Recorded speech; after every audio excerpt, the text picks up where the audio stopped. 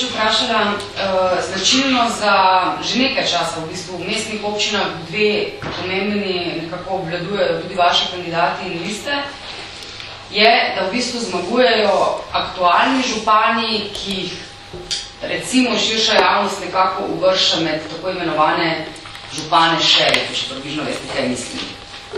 Janković je tak primer, Kangler je lahko tak primer, Popovič v Kopru, ki sicer ni imel volitev, tudi Šrot. Pa me zanima, ali iz tega lahko, recimo, državna politika, klasična strankarska politika, kaj potegne ali ne? Ali, recimo, ljudje na lokalnih volitvah s tem, ko v bistvu dajajo zelo odločno mandate županom, ki so mogoče manj politiki, prej menedžerji, ali to tudi za strankarsko politiko na državni ravni kaj pomeni? Je klasična strankarska politika recimo v zatonu, ali je to lahko nauk te zgodbe, ali ne? Ali to ni primerljivo? Jaz mislim, da to ni primerljivo. Torej, volivke in volivci so na teh volitvah, kar se tiče županskih kandidatov, dali glas predvsem ljudem vrednim zaupanja. Gre za kandidate ali pa za ljudi, ki so za svojimi dejanji očitno prepričali volivke in volivci. Predvsem za dejanji, ne za besedami. Vsi ti župani, ki ste jih navedli, imajo v zadnjih 4 letih kar nekaj za pokazati. In najbrž so ravno ta dejanja in projekti in investicije, ki so bile realizirane, ki so v veliki meri bile tudi napovedane in obljubljene, bile realizirane in ljudje to štejejo kot dobro. Tako da jaz sem prepričan, da volivke in volivci ocenjujejo ljudi predvsem in le po dejanjih in ne po besedah.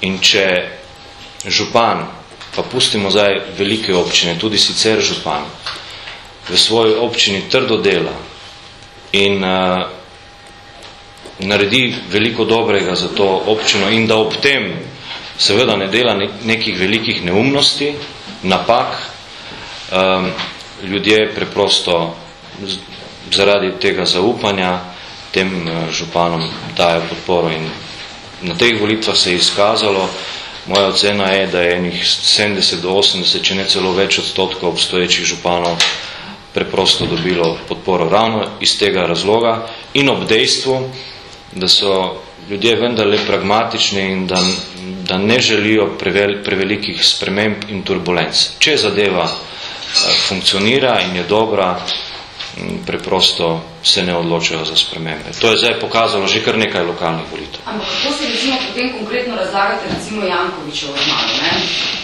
On kot župan relativno odločno manj kot Šrot sicer, ampak zelo odločno pa njegova lista, ne? Ponovno večina v mestnem svetu. In to 10% približno više kot pred 4 leti. Kako si to razlagate, recimo, sploh glede na kampanjo, ki je potekala, ne? Okoli Jankovića so bile različne zgodbe, sumi nepravilnosti, pa vendar taka reakcija volivcev v Ljubljani. Ja, in še ljubezna, vi niste bili nobenega svetnika. Kar se tiče podpore samemu županu, je na nek način bila pričakovana. Kar se mene osebno tiče, je pa podpora njegovi listi tudi zame presenečenja. In nimam pravega odgovora, zakaj je ta podpora tako visoka. Lahko se pa strinjamo s tem, da je vendarle projekt Stožice, če temu tako rečem, na volitvah v mestni občini Ljubljana odigral eno pomembno vlogo. Če tega projekta ne bi bilo, bi najbrž bilo bistveno drugače. Jaz sem večkrat dejal, da Ljubljana stadion potrebuje in tu ni nobenega dvoma in ko je projekt enkrat bil začet, ga je bilo potrebno čim prej končati, ker je to edino gospodarno, kar je možno.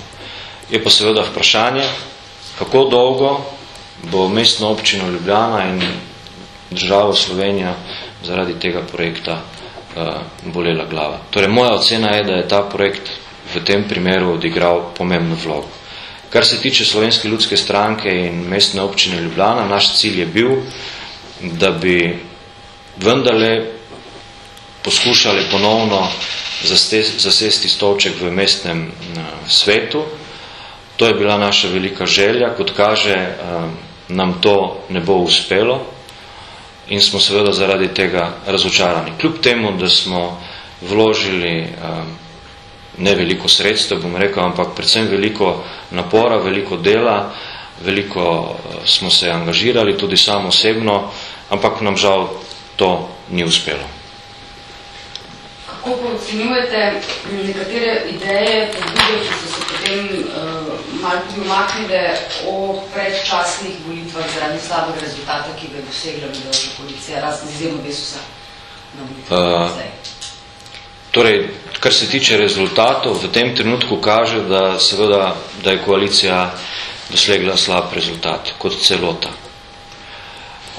Nekatere stranke pa še posebej iz koalicije. Ne. In to je tudi na nek način signal vladni politiki na vseh področjih, po moji oceni še najbolj na področju gospodarstva, kjer se ne dogaja ničesar. In potrebno bo resno razmisliti, kako naprej. Tudi vis-a-vis tega proračuna, katerega sem komentiral. In še posebej razmislek v nekaterih koalicijskih strankah, ki danes v tem trenutku grobo lomastijo po slovenskem gospodarstvu. Ampak predčasne volitve, recimo, zaradi tega? Je tudi ena od opcij. Ste za? Zakaj pa ne? Torej, poslanci bi glasovali za vaše. Bi? Ja. Poglejte, tako preprosto ne gre več naprej.